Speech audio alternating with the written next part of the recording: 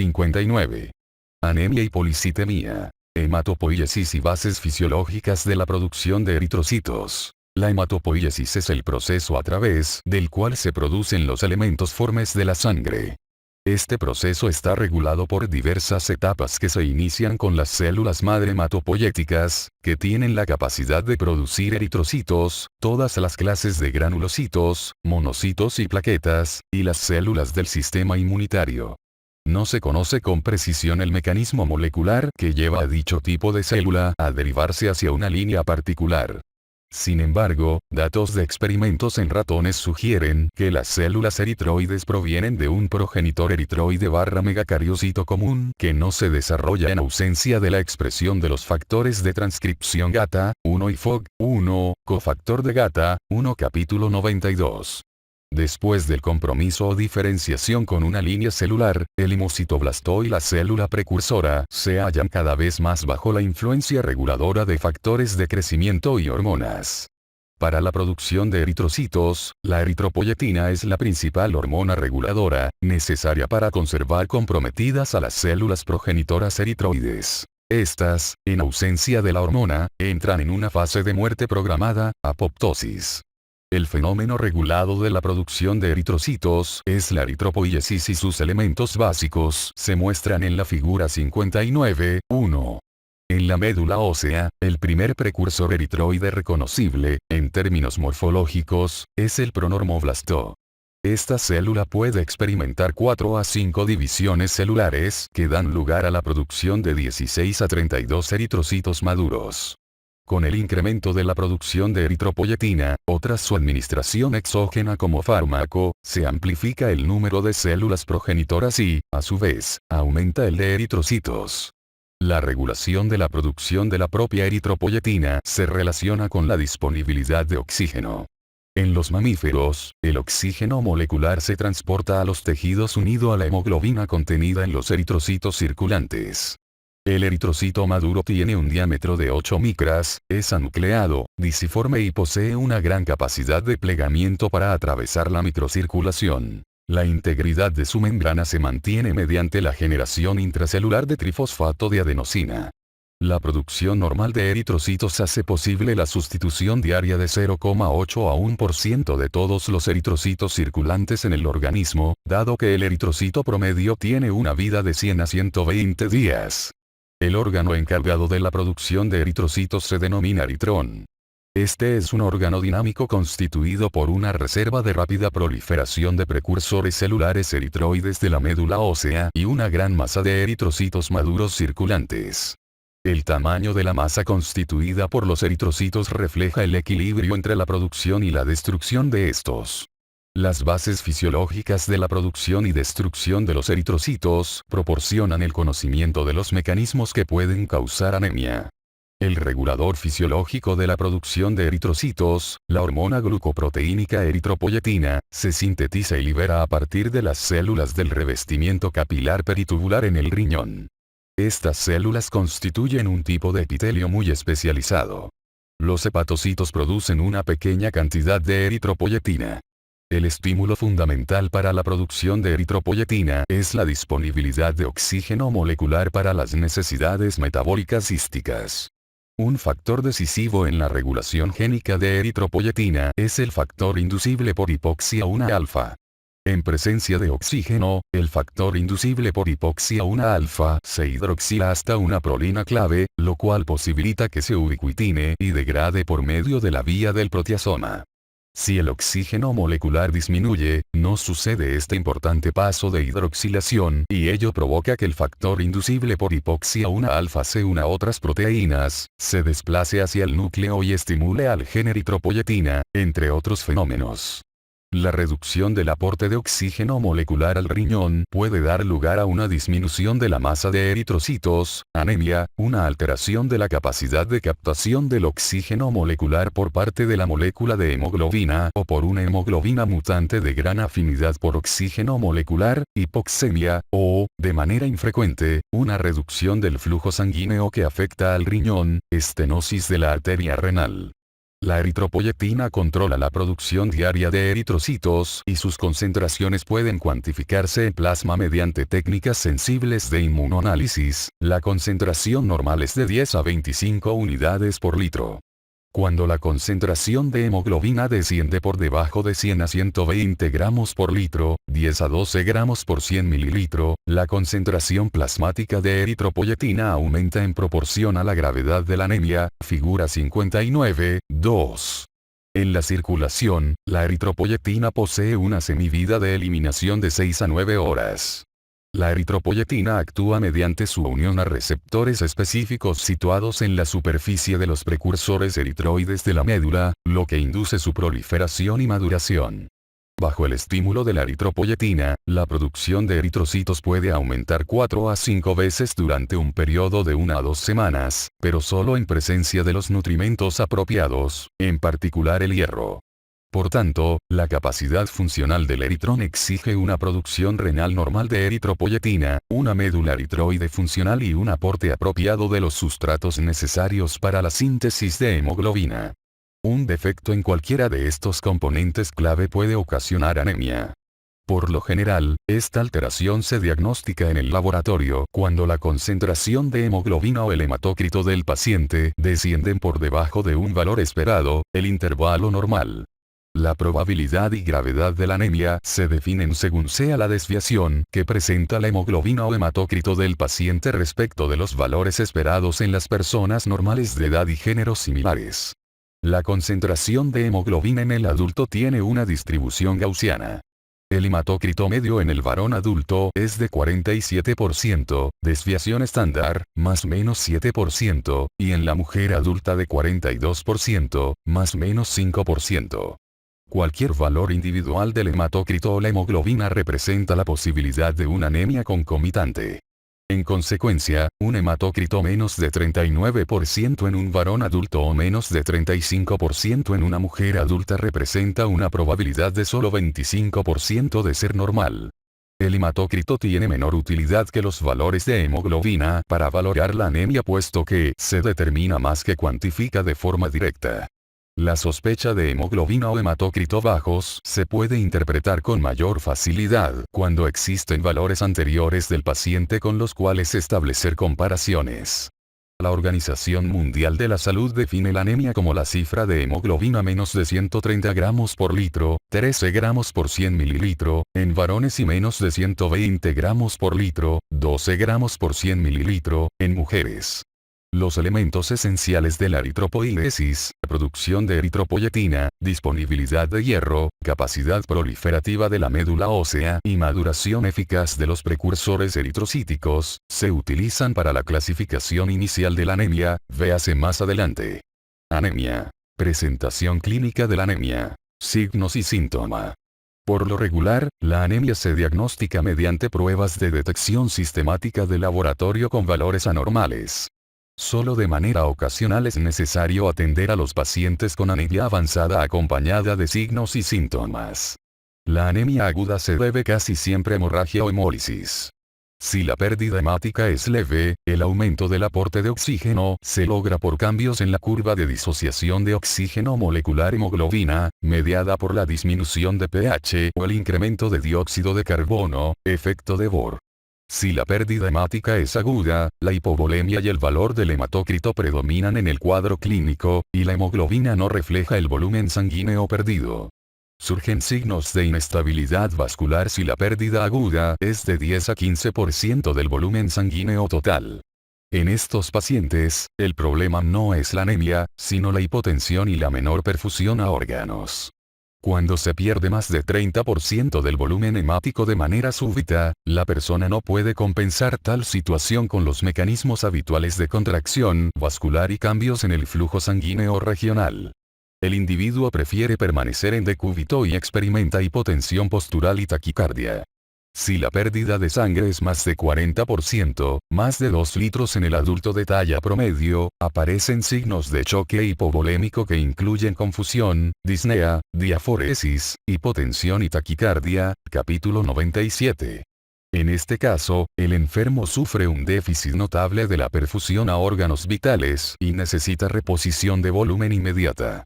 En la enfermedad hemolítica aguda, los signos y síntomas dependen del mecanismo que activa la destrucción de los eritrocitos. La hemólisis intravascular con producción de hemoglobina libre se puede acompañar de dolor agudo en la espalda, hemoglobina libre en el plasma y la orina, e insuficiencia renal.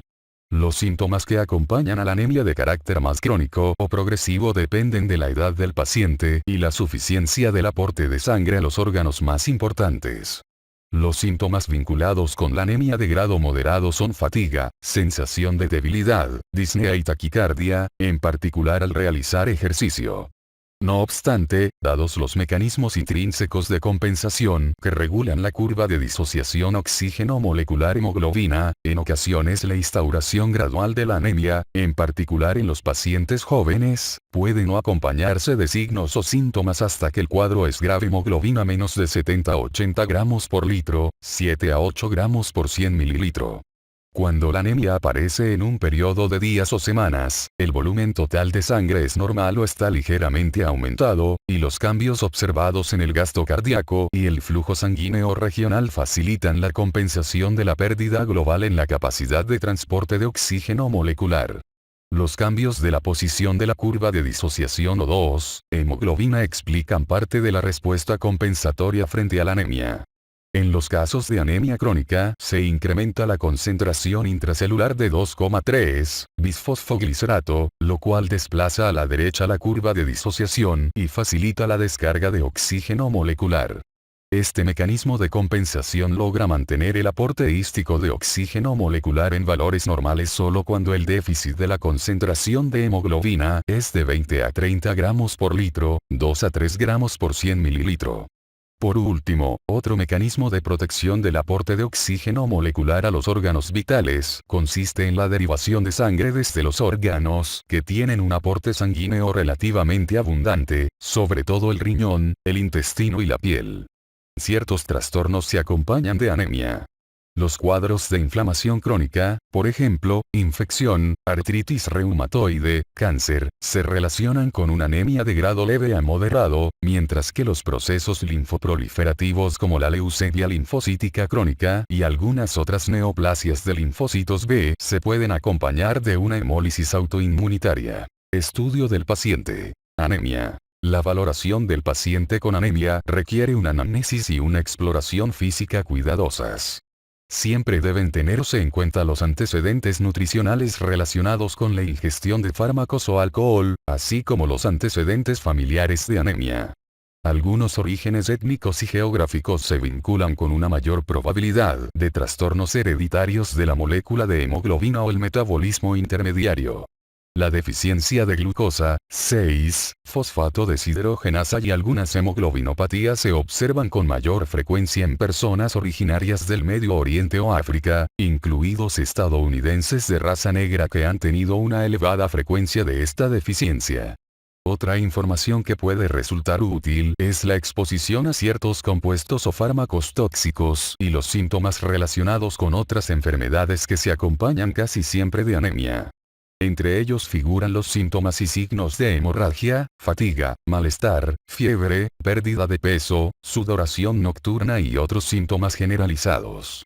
Los datos más útiles relativos a los mecanismos de la anemia puede aportarlos la exploración física mediante la detección de infección, sangre en heces, linfadenopatía, esplenomegalia o petequias. La esplenomegalia y la linfadenopatía sugieren la presencia de una enfermedad linfoproliferativa subyacente, mientras que las petequias señalan una disfunción plaquetaria. Para establecer el momento de inicio son útiles los estudios de laboratorio previos. En el paciente anémico, la exploración física permite la detección del latido cardíaco vigoroso, pulsos periféricos intensos y un soplo sistólico de flujo. La piel y las mucosas pueden presentar palidez cuando la hemoglobina es menos de 80 a 100 gramos por litro, 8 a 10 gramos por 100 mililitros. Esta parte de la exploración física se debe centrar en las zonas cuyos vasos se encuentran en la superficie, como las mucosas, los lechos ungueales y los surcos palmares. Si estos últimos tienen una coloración más clara que la piel adyacente cuando la mano está en hiperextensión, por lo general la concentración de hemoglobina es menos de 80 gramos por litro, 8 gramos por 100 mililitros. Valoración de laboratorio. En el cuadro 59.1 se mencionan las pruebas utilizadas en el estudio diagnóstico inicial de la anemia.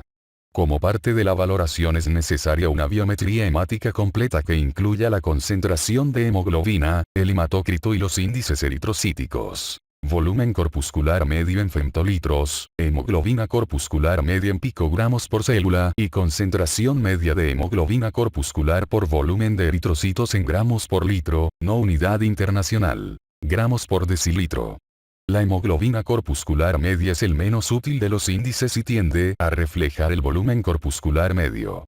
Los índices eritrocíticos se calculan como se muestra en el cuadro 59.2, mientras que las variaciones normales de la hemoglobina y el hematócrito respecto de la edad se incluyen en el cuadro 59.3.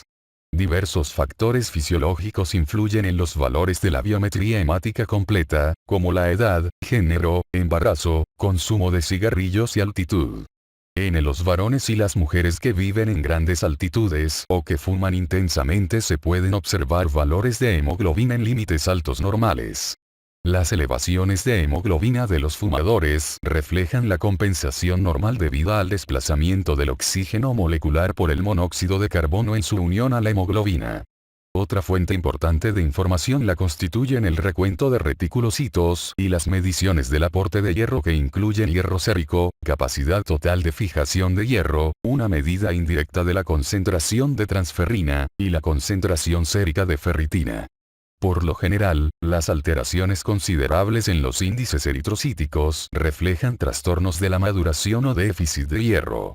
Es importante la valoración minuciosa de flotis de sangre periférica y los laboratorios clínicos suelen encargarse de la descripción de eritrocitos y leucocitos, el recuento diferencial y el número de plaquetas. En los pacientes con anemia grave y alteraciones de la morfología de los eritrocitos, o un recuento bajo de reticulocitos, el aspirado o la biopsia de la médula ósea pueden ser importantes para establecer el diagnóstico. Otras pruebas útiles en el diagnóstico de las anemias específicas se exponen en los capítulos correspondientes. Los componentes de la biometría hemática completa también son útiles para la clasificación de la anemia. La microcitosis se refleja por un volumen corpuscular medio menor del normal, menos de 80, en tanto que las cifras altas, más de 100, indican macrocitosis. La concentración media de hemoglobina corpuscular por volumen de eritrocitos puede reflejar defectos de la síntesis de hemoglobina, hipocromía. Los contadores celulares automáticos ofrecen la amplitud de la distribución del volumen eritrocítico. El volumen corpuscular medio, que representa el nivel máximo de la curva de distribución, no es sensible a la aparición de poblaciones pequeñas de elementos macrocíticos o microcíticos. Un técnico de laboratorio es capaz de identificar poblaciones menores de células grandes o pequeñas, así como células hipocrómicas, antes de que se modifiquen los índices eritrocíticos. Frotis de sangre periférica. Este aporta información relevante relativa a los defectos de la producción de eritrocitos, capítulo 58. Como complemento de los índices eritrocíticos, el frotis sanguíneo también revela variaciones de tamaño, anisocitosis, y forma, poiquilocitosis, celulares. Por lo regular, el grado de anisocitosis se correlaciona con los aumentos de la amplitud de la distribución del volumen eritrocítico o el intervalo de tamaños celulares. La poiquilocitosis sugiere un defecto de la maduración de los precursores eritrocíticos en la médula ósea o una fragmentación de los eritrocitos circulantes. El frotis de sangre también puede descubrir una policromasia, es decir, la presencia de eritrocitos que son ligeramente mayores de lo normal y que poseen una coloración azul grisácea en la tinción de Wernicke-Giemsa. Estas células son reticulocitos salidos de modo prematuro de la médula ósea y su color se debe a cantidades residuales de ácido ribonucleico ribosómico. Dichas células aparecen en la circulación como respuesta a la estimulación con eritropoyetina o una alteración estructural de la médula ósea, por fibrosis, infiltración por células malignas, etc., que da lugar a su liberación desordenada desde la propia médula.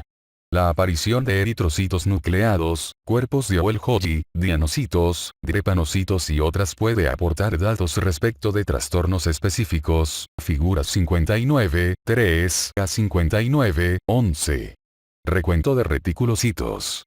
El recuento preciso de reticulocitos es clave para la clasificación inicial de la anemia. Los reticulocitos son eritrocitos liberados recientemente de la médula ósea. Se identifican mediante la tinción con un colorante supravital que precipita el ácido ribonucleico ribosómico, figura 59-12. Estos precipitados aparecen en la forma de manchas punteadas de color negruzco o azulado y pueden contarse en forma manual o, por lo regular, por emisión fluorescente de colorantes que se unen al ácido ribonucleico. Este ácido ribonucleico residual se metaboliza durante las primeras 24 a 36 horas del ciclo vital del reticulocito en la circulación. En condiciones normales, el recuento de reticulocitos oscila entre 1 a 2% y refleja la sustitución diaria de 0,8 a 1,0% de la población eritrocítica circulante. Un recuento reticulocítico corregido proporciona una medida confiable de la producción de eritrocitos. En la clasificación inicial de la anemia, el recuento de reticulocitos del paciente se compara con la respuesta reticulocítica esperada. En general, si las respuestas de la eritropoyetina y la médula ósea eritroide a la anemia moderada hemoglobina menos de 100 gramos por litro, 10 gramos por 100 mililitro, son normales, el índice de producción de eritrocitos aumenta hasta 2 o 3 veces su valor normal durante los 10 días siguientes desde el inicio de la anemia. En un contexto de anemia establecida, la respuesta de los reticulocitos menor de 2 o 3 veces su valor normal indica una respuesta medular insuficiente. Para utilizar el recuento de reticulocitos en la determinación de la respuesta medular son necesarias dos correcciones. La primera hace posible ajustar el recuento de reticulocitos al número reducido de eritrocitos circulantes. En la anemia puede estar aumentado el porcentaje de reticulocitos sin que se produzcan modificaciones de su número absoluto. Para corregir este efecto, se multiplica el porcentaje de reticulocitos por el cociente entre la hemoglobina o el hematócrito del paciente y la hemoglobina o hematócrito esperados, de acuerdo con la edad y el género, cuadro 59-4. Esta corrección proporciona un cálculo del recuento de reticulocitos corregido para considerar la anemia. Para convertir el recuento corregido de reticulocitos en un índice de producción de la médula ósea es necesaria una corrección adicional, lo cual depende de la posibilidad de que algunos de los reticulocitos en la circulación se hayan liberado de la médula ósea en forma prematura. Para esta segunda corrección se estudia el frotis de sangre periférica con objeto de comprobar si existen macrocitos policromatófilos. Estas células, que son reticulocitos liberados de manera prematura, se denominan células de cambio. En la figura 59-13 se muestra la relación entre el grado de desplazamiento y su factor de corrección necesario. Esta corrección es imprescindible debido a que las células liberadas de forma prematura sobreviven como reticulocitos en la circulación más de un día, lo que da lugar de esta manera a un cálculo elevado falso de la producción diaria de eritrocitos. Si está aumentada la policromasia, el recuento de reticulocitos, ya corregido respecto de la anemia, se debe dividir de nuevo entre un factor de 2 para tener en cuenta el tiempo de maduración más prolongado de estas células. El segundo factor de corrección varía entre 1 y 3, según sea la gravedad de la anemia. En general, se usa una corrección de 2. En el cuadro 59-4 se muestra una corrección adecuada. Cuando no se observan células policromatófilas en el frotis de sangre periférica, no resulta necesaria la segunda corrección. El recuento de reticulocitos con la doble corrección se denomina índice de producción de reticulocitos y proporciona una cuantificación de la producción de la médula ósea con respecto a la normalidad. En muchos laboratorios de hospitales, el recuento de reticulocitos se expresa como porcentaje y también en la forma de números absolutos. En tal caso, no se requiere corrección para dilución. En el cuadro 59-5 se muestra un resumen de la respuesta apropiada de la médula ósea a grados variables de anemia. En condiciones normales, la liberación prematura de los reticulocitos se debe al incremento de la estimulación por la eritropoyetina. Sin embargo, cuando la integridad del proceso de liberación medular se pierde debido a una infiltración tumoral, fibrosis u otros trastornos, la aparición de eritrocitos nucleados o macrocitos policromatófilos hace necesaria aún la segunda corrección de los reticulocitos. La corrección de desplazamiento siempre debe aplicarse cuando el paciente presenta anemia y un recuento de reticulocitos muy alto, para obtener un índice verdadero de la producción eficaz de eritrocitos. Los pacientes con anemia hemolítica crónica grave pueden incrementar su producción de eritrocitos hasta 6 o 7 veces. Por tanto, esta medición de manera aislada confirma el hecho de que el paciente presenta una respuesta apropiada a la eritropoyetina, una médula ósea cuyo funcionamiento es normal y una reserva suficiente de hierro para satisfacer las demandas impuestas por la formación de nuevos eritrocitos. Cuando el índice de producción de reticulocitos es menos de 2 en una situación de anemia establecida, debe existir un defecto de la proliferación o la maduración de la médula eritroide. Determinaciones del aporte y la reserva de hierro. Las determinaciones analíticas que reflejan la disponibilidad de hierro para la síntesis de hemoglobina son la concentración sérica de hierro, la capacidad total de fijación de hierro y el porcentaje de saturación de la transferrina. Este último se obtiene al dividir la concentración sérica de hierro, por 100, entre la capacidad total de fijación de hierro. La concentración sérica de hierro normal varía entre 9 y 27 micromol por litro, 50 a 150 microgramos por 100 mililitro, mientras que la capacidad total de fijación de hierro normal es de 54 a 64 micromol por litro, 300 a 360 microgramos por 100 mililitro. La saturación de la transferrina fluctúa entre 25 y 50%. El cambio circadiano de la concentración sérica de hierro produce una variación del porcentaje de saturación de la transferrina. La concentración sérica de ferritina se utiliza para valorar la reserva corporal total de hierro. El varón adulto tiene una concentración sérica de ferritina promedio de casi 100 microgramos por litro, correspondiente a una reserva de hierro cercana a 1 gramos. La mujer adulta tiene una concentración sérica de ferritina promedio de solo 30 microgramos por litro, en correspondencia con una reserva de hierro menor, casi de 300 miligramos. Una concentración sérica de ferritina de 10 a 15 microgramos por litro indica el agotamiento de la reserva corporal de hierro. No obstante, la ferritina es también un reactivo de fase aguda y, ante inflamación aguda o crónica, puede aumentar varias veces por encima de su concentración basal. Como norma, una concentración sérica de ferritina más de 200 microgramos por litro indica que existe por lo menos cierta cantidad de hierro en la reserva hística. Estudio de médula ósea. Los datos del aspirado de médula ósea y el frotis o la biopsia por punción son útiles en la valoración de algunos sujetos con anemia. En individuos con anemia hipoproliferativa y concentración de hierro normal conviene analizar la médula ósea. Tal estudio permite diagnosticar mielopatías primarias como la mielofibrosis, alguna alteración en la maduración de eritrocitos o una enfermedad infiltrante, figuras 59, 14 a 59, 16. El aumento o la disminución de alguna de las líneas celulares, mieloide o eritroide, en comparación con las otras se puede detectar mediante el recuento diferencial de células nucleadas en un frotis de médula ósea, cociente mieloide sobre eritroide. Un paciente con anemia hipoproliferativa, véase más adelante, y un índice de producción de reticulocitos menos de 2, debe presentar un cociente mieloide sobre eritroide de 2 o 3, 1. Por el contrario, los pacientes con enfermedad hemolítica y un índice de producción más de 3 muestran un cociente mieloide sobre eritroide de por lo menos 1, 1. Los trastornos de la maduración se identifican por la discrepancia existente entre un cociente mieloide sobre eritroide alto y un índice de producción de reticulocitos bajo, véase adelante.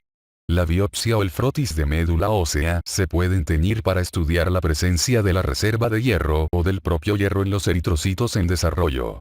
El hierro de reserva se halla en forma de ferritina o hemosiderina. En los frotis de médula ósea preparados de manera cuidadosa, por lo regular se pueden observar pequeños gránulos de ferritina en 20 a 40% de los eritroblastos en desarrollo. Estas células se denominan sideroblastos. Otras determinaciones de laboratorio.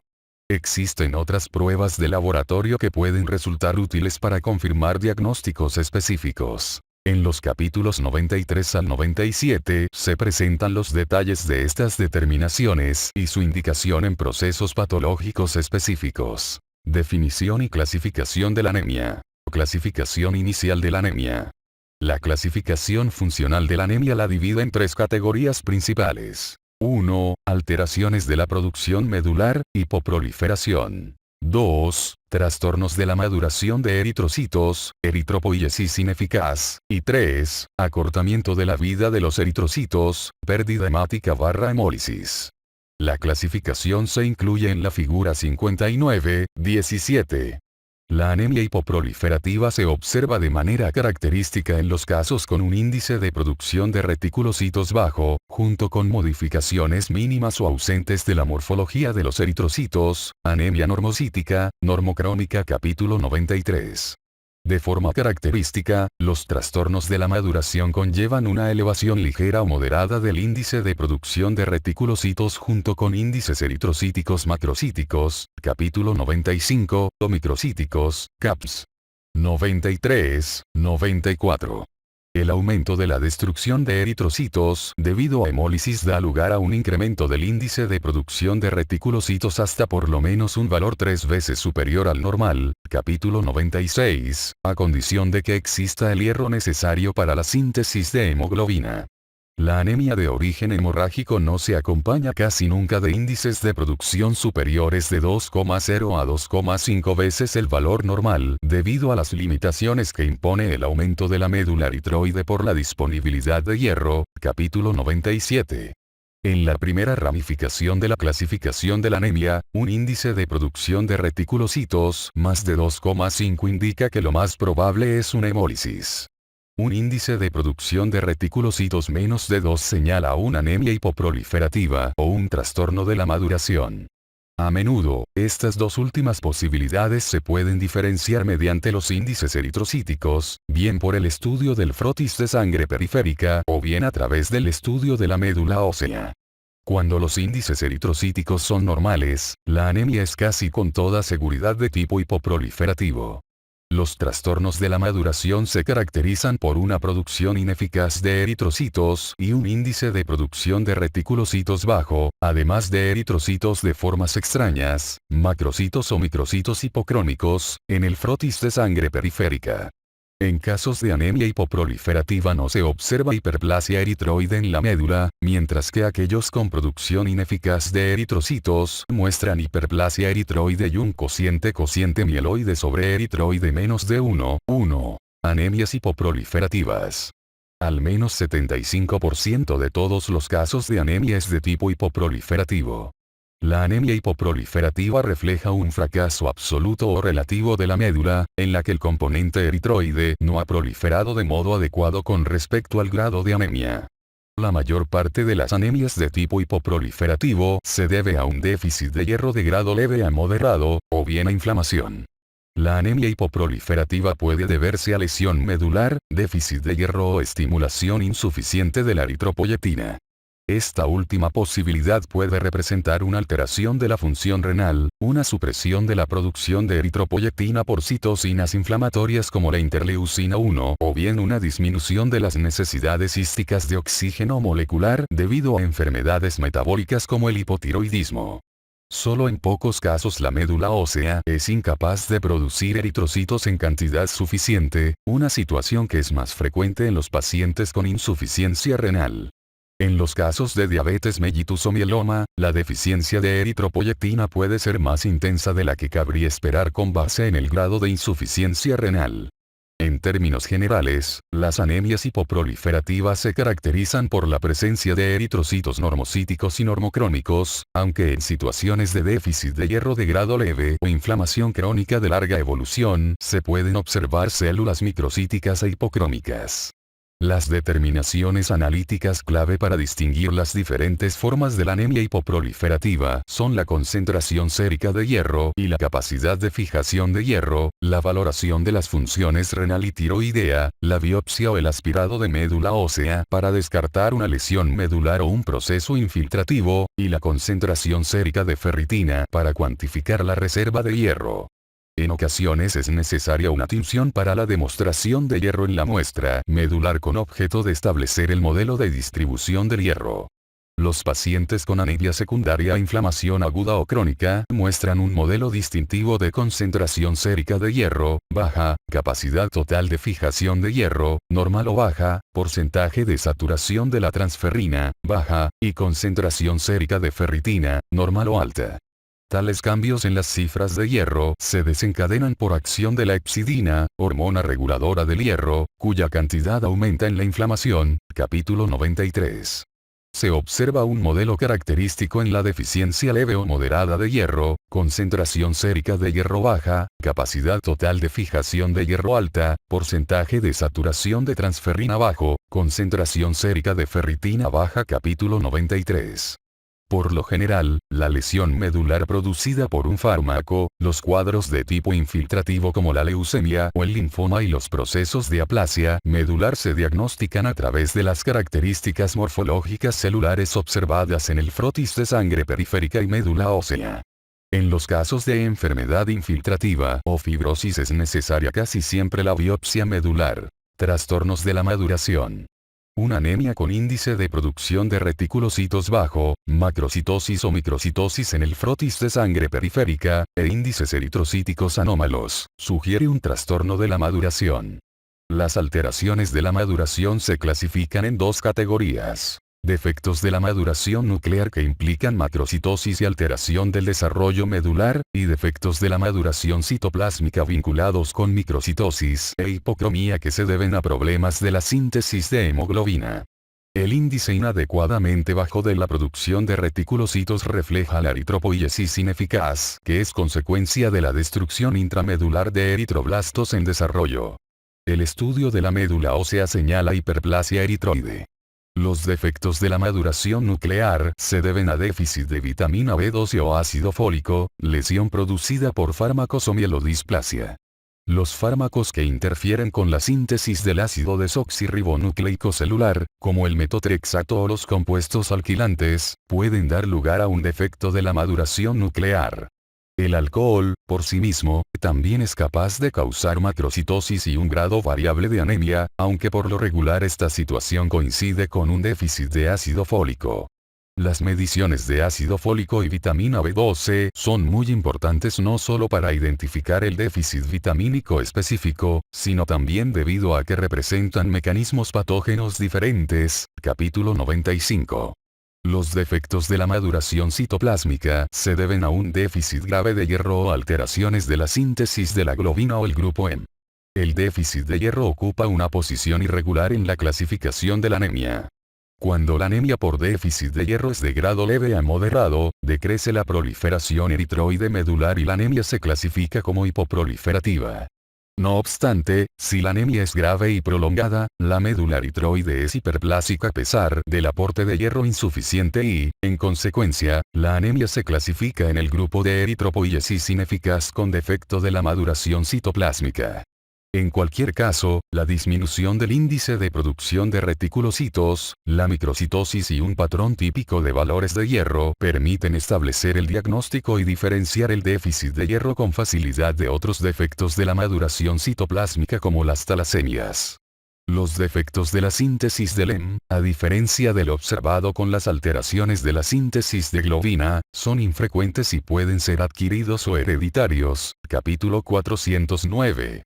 Las alteraciones de origen adquirido se relacionan casi siempre con mielodisplasia, pueden concurrir con anemia macrocítica o microcítica, y a menudo se vinculan con un exceso de hierro mitocondrial. En estos casos, las mitocondrias de las células eritroides en desarrollo captan el hierro, pero este no se incorpora en el hemo. Las mitocondrias cargadas de hierro rodean al núcleo de la célula eritroide y forman un anillo. Mediante la identificación característica de estos sideroblastos anulares en las tinciones para demostración de hierro sobre tejido medular es posible establecer el diagnóstico de anemia sideroblástica, que las más de las veces es efecto de una mielodisplasia. De nueva cuenta, los parámetros relativos al hierro son útiles en el diagnóstico diferencial y el tratamiento de estos pacientes. Hemorragia y anemia hemolítica. Al contrario de las anemias que se relacionan con un índice de producción de reticulocitos excesivamente bajo, la hemólisis se vincula con índices de producción más de 2,5 veces el valor normal. La eritropoiesis estimulada queda reflejada en el frotis de sangre periférica por la aparición de un número aumentado de macrocitos policromatófilos. El estudio de la médula ósea no está indicado cuando el índice de producción de reticulocitos se incrementa de forma apropiada. Los índices eritrocíticos son por lo regular normocíticos o ligeramente macrocíticos, lo que refleja el aumento del número de reticulocitos. La hemorragia aguda no se acompaña de un mayor índice de producción de reticulocitos, debido al tiempo que requiere el incremento de la producción de eritropoyetina y, por tanto, la proliferación medular, capítulo 97. La hemorragia subaguda se puede relacionar con una reticulocitosis ligera. La anemia debida a una hemorragia crónica evoluciona como un déficit de hierro, más que como cuadro de una mayor producción de eritrocitos. La valoración de la anemia por hemorragia es sencilla. La mayor parte de los problemas se plantea si un paciente muestra un mayor índice de producción eritrocítica tras un episodio de hemorragia aguda no diagnosticado. En ocasiones no es obvia la causa de la anemia y el aumento de la producción de eritrocitos. La confirmación del estado de recuperación puede requerir la observación del paciente durante 2 a 3 semanas, a lo largo del cual se reconoce un incremento de la concentración de hemoglobina y una disminución del índice de producción de reticulocitos, capítulo 97. La enfermedad hemolítica, a pesar de ser impresionante, constituye una de las formas menos frecuentes de anemia. La posibilidad de que se conserve el índice elevado de producción de reticulocitos representa la capacidad de la médula eritroide para compensar la hemólisis y, en caso de hemólisis extravascular, el reciclado eficiente de hierro obtenido de eritrocitos destruidos, que sirve de apoyo para la producción de estas células. En el caso de hemólisis intravascular, como en la hemoglobinuria paroxística nocturna, la pérdida de hierro puede limitar la respuesta medular. El grado de respuesta depende de la intensidad de la anemia y la naturaleza del cuadro patológico primario. Las hemoglobinopatías, como la drepanocitosis y las talasemias, generan un cuadro mixto. El índice reticulocítico puede ser alto, pero es bajo en relación con el grado de hiperplasia de la médula eritroide, capítulo 94. Las anemias hemolíticas se presentan de formas diferentes. Algunas aparecen de manera súbita como episodios agudos y autolimitados de hemólisis intravascular o extravascular, un modelo de presentación que se observa a menudo en los pacientes con hemólisis autoinmunitaria o alteraciones hereditarias de la vía de Embden-Meyerhof o la vía de la glutatión reductasa. Los individuos con trastornos hereditarios en la molécula de hemoglobina o la membrana del eritrocito tienen con frecuencia antecedentes clínicos de larga evolución típicos del proceso patológico. Es posible que los pacientes con enfermedad hemolítica crónica, como la esferocitosis hereditaria, se presenten no con una anemia, sino con alguna complicación debida al incremento sostenido de la destrucción de los eritrocitos, como una crisis litiásica vesicular de bilirrubina sintomática o esplenomegalia. Las personas con hemólisis crónica son susceptibles de mostrar crisis aplásicas si algún proceso infeccioso interrumpe la producción de eritrocitos.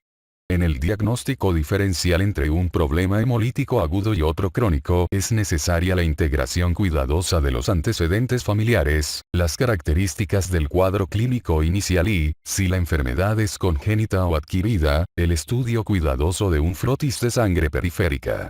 Para el diagnóstico preciso se necesitan algunas veces estudios más especializados de laboratorio, como la electroforesis de hemoglobina o un método de detección en busca de enzimas eritrocíticas.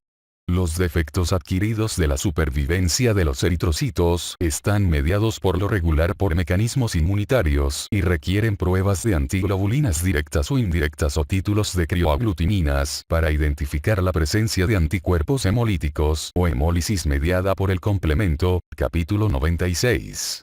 Tratamiento. Anemia. Un principio terapéutico básico consiste en no instituir el tratamiento de la anemia de grado leve a moderado antes de establecer un diagnóstico específico.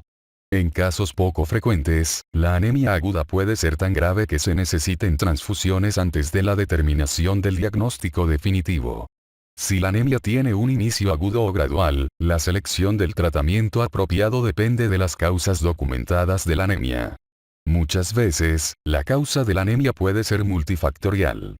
Por ejemplo, un paciente con artritis reumatoide grave que ha consumido antiinflamatorios puede desarrollar una anemia hipoproliferativa relacionada con la inflamación crónica, así como una anemia por hemorragia crónica vinculada con una hemorragia del tubo digestivo intermitente. En todo caso es importante valorar la concentración del hierro en el paciente antes y durante el tratamiento de cualquier forma de anemia. El tema de la transfusión se expone en el capítulo 109. El tratamiento con hierro en el capítulo 93. El de la anemia megaloblástica en el capítulo 95. El tratamiento de otras enfermedades se describe en los capítulos respectivos. Anemia drepanocítica, capítulo 94. Anemias hemolíticas, capítulo 96. Anemia aplásica y mielodisplasia, capítulo 98. Las opciones terapéuticas para el tratamiento de las anemias han aumentado en un grado impresionante en los últimos 30 años. Hoy se dispone de un procedimiento terapéutico seguro del componente hemático. La epoyetina recombinante como complemento del tratamiento contra la anemia ha mejorado la vida de individuos con insuficiencia renal crónica sometidos a diálisis y reducido la necesidad de transfusión en pacientes con anemia por cáncer que reciben quimioterapia. Por último, los enfermos con trastornos hereditarios de la síntesis de la globina o mutaciones en el gen de la globina, como la drepanocitosis, pueden beneficiarse de la introducción de la genoterapia dirigida, capítulo 458. Policitemia. La policitemia se define como el incremento de la hemoglobina arriba de lo normal. Este aumento puede ser real o solo aparente, policitemia falsa o relativa, debido a un menor volumen plasmático. Los términos eritrocitosis y policitemia se pueden utilizar de manera indistinta, aunque algunos autores establecen una diferencia entre ellos. La eritrocitosis implica la demostración del aumento de la masa eritrocítica, mientras que la policitemia se refiere a cualquier incremento del número de eritrocitos. Muchas veces, los pacientes con policitemia se reconocen por la observación incidental de una concentración elevada de hemoglobina o el hematócrito. La posibilidad de que la concentración de hemoglobina sea demasiado alta se sitúa en valores de 170 gramos por litro, 17 gramos por 100 mililitro, en el varón y 150 gramos por litro, 15 gramos por 100 mililitro, en la mujer. Las cifras de hematócrito mayores de 50% en el varón o mayores de 45% en la mujer pueden ser anormales. Las mayores de 60% en el varón y mayores de 55% en la mujer se acompañan casi de forma invariable de una mayor masa de eritrocitos. Dado que el aparato que cuantifica los parámetros de los eritrocitos mide en realidad las concentraciones de hemoglobina y calcula el valor del hematócrito, los valores de la hemoglobina pueden ser un parámetro más confiable. Los antecedentes más útiles para el diagnóstico diferencial son el hábito de fumar, la residencia en grandes altitudes y los antecedentes de cardiopatía congénita, apnea del sueño o neumopatía crónica. Los pacientes con policitemia tal vez sean asintomáticos o pueden presentar síntomas relacionados con el aumento de la masa de eritrocitos o el proceso patológico subyacente que da lugar al aumento de la producción de eritrocitos. Los principales síntomas observados tras el incremento de la masa eritrocítica se relacionan con el aumento de la viscosidad y la trombosis, venosa y arterial, debido a que la viscosidad de la sangre se acentúa de manera logarítmica para hematócritos mayores de 55%. Pueden aparecer síntomas neurológicos como vértigo, acúfenos, cefalea y alteraciones visuales. Por lo regular existe hipertensión. Los pacientes con policitemia verdadera presentan prurito al contacto con el agua y síntomas relacionados con la hepatoesplenomegalia, hematomas fáciles, epistaxis o hemorragia del tubo digestivo. Es frecuente encontrar úlcera péptica. Estos pacientes también pueden sufrir isquemia en los dedos, síndrome de Buchier y trombosis de la vena hepática o esplénica mesentérica. Los individuos con hipoxemia pueden desarrollar cianosis tras el ejercicio de intensidad mínima, así como cefalea, disminución de la agudeza mental y fatiga. La exploración física revela casi siempre una complexión rubicunda. La esplenomegalia hace más probable el diagnóstico de policitemia verdadera, capítulo 99. La cianosis o la derivación de derecha a izquierda sugieren una cardiopatía congénita con presentación en el adulto, en particular tetralogía de Fayot o síndrome de Eisenmenger, capítulo 264. El aumento de la viscosidad de la sangre eleva la presión en la arteria pulmonar. La hipoxemia puede dar lugar a un aumento de la resistencia vascular pulmonar. En conjunto, estos factores pueden causar cardiopatía pulmonar, corazón pulmonar. La policitemia puede ser falsa, por una disminución del volumen plasmático. Síndrome de Gais-Bock, y su origen puede ser primario o secundario. Las causas secundarias son todas las relacionadas con un incremento de la concentración de eritropoyetina. Elevación por adaptación fisiológica secundaria a hipoxia ística, neumopatía, grandes altitudes, intoxicación por monóxido de carbono, hemoglobinopatías de alta afinidad, o producción excesiva, quiste renal, estenosis de arteria renal, tumores con producción ectópica de eritropoyetina. Existe una forma familiar infrecuente de policitemia que implica concentraciones normales de eritropoyetina y se debe a mutaciones que activan una reacción excesiva de los receptores de la eritropoyetina. Estudio del paciente. Policitemia. Como se observa en la figura 59-18, el primer paso consiste en documentar la presencia de una mayor masa de eritrocitos mediante el principio de dilución isotópica con la administración de eritrocitos autólogos marcados con cromo 51 y radiactividad en la muestra de sangre tras un periodo de 2 horas. Si la masa de eritrocitos es normal, menos de 36 ml por kilo en el varón, menos de 32 ml por kilo en la mujer, el paciente presenta una policitemia falsa o relativa. Si la masa de eritrocitos está aumentada, más de 36 ml por kilo en el varón, más de 32 ml por kilo en la mujer, es necesario cuantificar la concentración sérica de eritropoyetina. Si la concentración es baja o indetectable, lo más probable es que el paciente presente una policitemia verdadera. En 90 a 95% de individuos con policitemia verdadera se identifica una mutación de HAK2, Val617F, miembro indispensable de la vía de señales intracelulares de citocinas. Muchos de los enfermos que carecen de la mutación particular HAK2 tienen mutaciones en el exón 12. De forma práctica, pocos centros hospitalarios valoran la masa eritrocítica en casos de hemoglobina incrementada. Un estudio diagnóstico breve consiste en medir las concentraciones de eritropoyetina, verificar las mutaciones de HAK2 y realizar una ecografía abdominal para valorar el tamaño del vaso. Las pruebas para apoyar el diagnóstico de policitemia vera incluyen incremento del recuento de leucocitos, aumento del recuento de basófilos absolutos y trombocitosis. En caso de que esté elevada la concentración sérica de eritropoyetina, es necesario distinguir si el aumento es una respuesta fisiológica a la hipoxia, o bien si se relaciona con una producción autónoma de eritropoyetina. Los pacientes con una saturación baja de oxígeno molecular arterial, menos de 92%, deben estudiarse para descartar algún trastorno cardíaco o pulmonar, si no residen en zonas de gran altitud. Los individuos con cifras normales de saturación de oxígeno molecular que consumen cigarrillos pueden mostrar elevación de la concentración de eritropoyetina por el desplazamiento del oxígeno molecular por el monóxido de carbono. Cuando la concentración de carboxihemoglobina está elevada, se establece el diagnóstico policitemia del fumador. Se debe pedir a estas personas que dejen de fumar. En aquellos en los que no es posible interrumpir el consumo de cigarrillos, pueden requerirse sangrías para controlar la policitemia. Los pacientes con saturación de oxígeno molecular normal y que no fuman pueden desarrollar una hemoglobina anómala que no aporta el oxígeno molecular a los tejidos, lo cual se demuestra por la observación de una elevación de la afinidad oxígeno molecular hemoglobina, o bien tienen alguna fuente de producción de eritropoyetina que no responde a una retroinhibición normal. La continuación del estudio diagnóstico guarda relación con el diagnóstico diferencial de los tumores productores de eritropoyetina.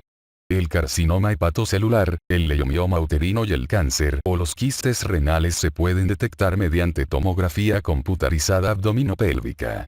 Los hemangiomas cerebelosos pueden producir eritropoyetina, pero casi siempre dan lugar a signos y síntomas de localización neurológica más que a síntomas relacionados con la policitemia.